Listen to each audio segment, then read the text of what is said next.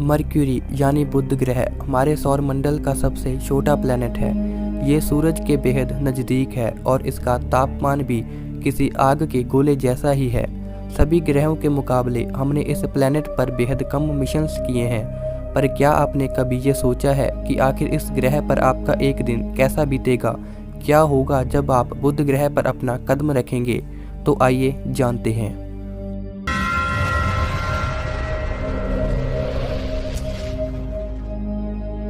Mercury की हमारे सूरज से दूरी सिर्फ 5 करोड़ 80 लाख किलोमीटर की है। सूरज से इसकी नज़दीकी के चलते आपको ये किसी तपते हुए लाल गोले जैसा जरूर लग सकता है, पर रियलिटी में ये लाल रंग का नहीं है। मरक्यूरी जब पृथ्वी के सबसे करीब होता है तो इसकी दूरी हमसे लगभग 7 करोड़ 73 लाख किलोमीटर के आसपास की होती है। ये बाकी के आउटर प्लैनेट्स के मुकाबले बहुत ज़्यादा दूर नहीं है, पर अगर आपको इस प्लैनेट पर लैंड करना है तो आपको लॉन्चिंग के बाद कम से कम 6 से 7 साल तक का इंतज़ार करना पड़ सकता है।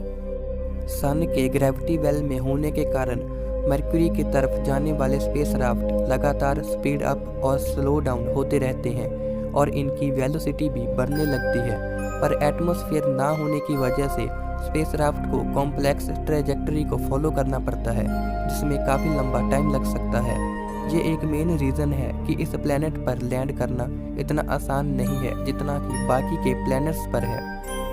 कुछ हज़ार किलोमीटर दूर से ही आपको मरक्यूरी हमारे चंद्रमा जैसा नजर आएगा, जिसका रंग काफ़ी हद तक हल्का काला होगा, लेकिन चंद्रमा के मुकाबले इसकी सतह ज़्यादा चमकीली दिखाई पड़ती है।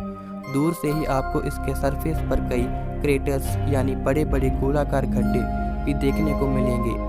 ये एस्टेरॉयड और कॉमेट्स के टकराने की वजह से बने होते हैं, जो टकराने पर इतनी एनर्जी रिलीज करते हैं कि ये गड्ढे बहुत गहरे और दूर तक बन जाते हैं।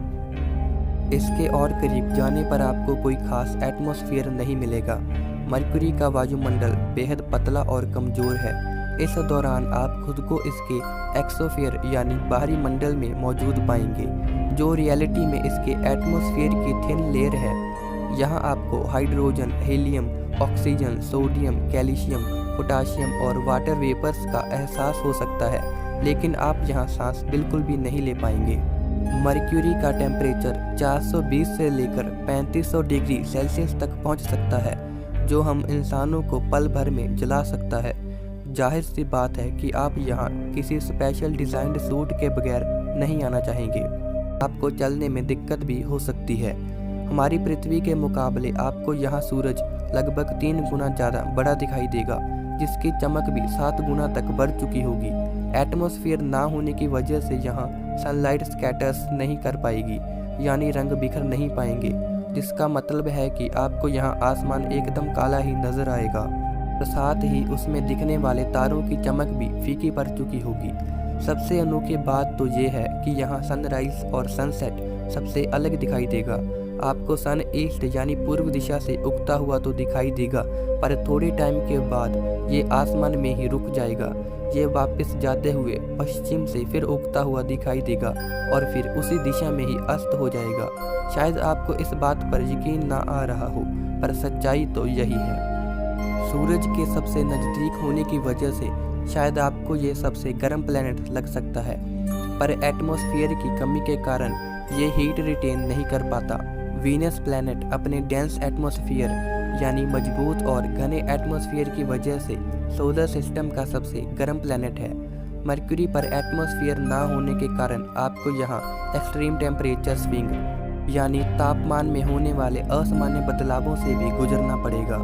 यहाँ दिन का तापमान 430 डिग्री सेल्सियस से ज़्यादा रहता है, जो हम सभी एक्सपेक्ट भी करते हैं क्योंकि ये सूरज के बेहद करीब है। लेकिन यहाँ रात का तापमान -180 डिग्री सेल्सियस तक गिर जाता है, जिसकी उम्मीद आपने बिल्कुल भी नहीं की होगी। ऐसी टेम्परेचर कंडीशंस में सरवाइव करना लगभग इम्पॉसिबल के समान है।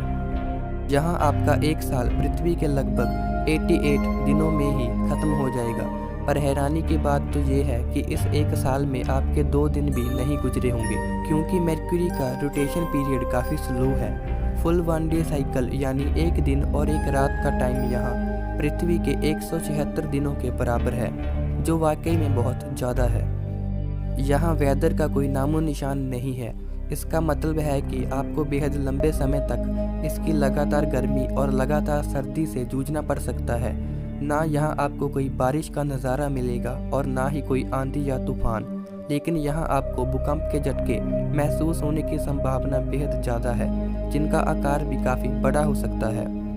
सबसे ज़्यादा हैरान करने वाली बात तो ये है कि आपको इस प्लेनेट की कुछ जगहों पर आइस यानी बर्फ़ भी मिल सकती है। ये बात शायद आपको हजम ना हो, पर मैसेंजर मिशन ने वैज्ञानिकों को इस बात के कई ठोस सबूत भी दिए हैं। दरअसल अपने ऑर्बिट एंड एक्सेल रोटेशन के चलते मरक्यूरी के कुछ अंदर के क्रेटर्स पर डायरेक्ट सनलाइट नहीं पड़ती, जो इन्हें लंबे समय तक अंधेरे में रखे हुए हैं। ये आमतौर पर इसके पोल्स पर ही मौजूद रहते हैं। अगर आप मरक्यूरी पर लैंड करना चाहते हैं तो ये आपके लिए सबसे सही जगह हो सकती है, पर यहाँ तापमान हमेशा नेगेटिव में ही रहता है, जो आपको और भी चुनौतियाँ दे सकता है। सरवाइव करने के लिए आप किसी आसपास के क्रेटर पर अपना बेस बना सकते हैं और यहाँ मौजूद बर्फ़ का यूज़ भी कर सकते हैं। स्पेसक्राफ्ट के सिग्नल्स के मुताबिक अगर आप मरक्यूरी से पृथ्वी तक कोई मैसेज या सिग्नल भेजेंगे तो इसे रिसीव होने में कम से कम 5 मिनट का टाइम लग सकता है। यहाँ सबसे दुखद बात आपके लिए ये होगी कि आप पृथ्वी की तरह यहाँ चंद्रमा का नज़ारा नहीं ले पाएंगे, क्योंकि मरक्यूरी का कोई भी मून नहीं है। टेक्निकली देखा जाए तो मरक्यूरी पर सर्वाइव करना पॉसिबल ज़रूर है, पर यह हमारे लिए टाइम और कई रिसोर्सेज की दिक्कत पैदा कर सकता है।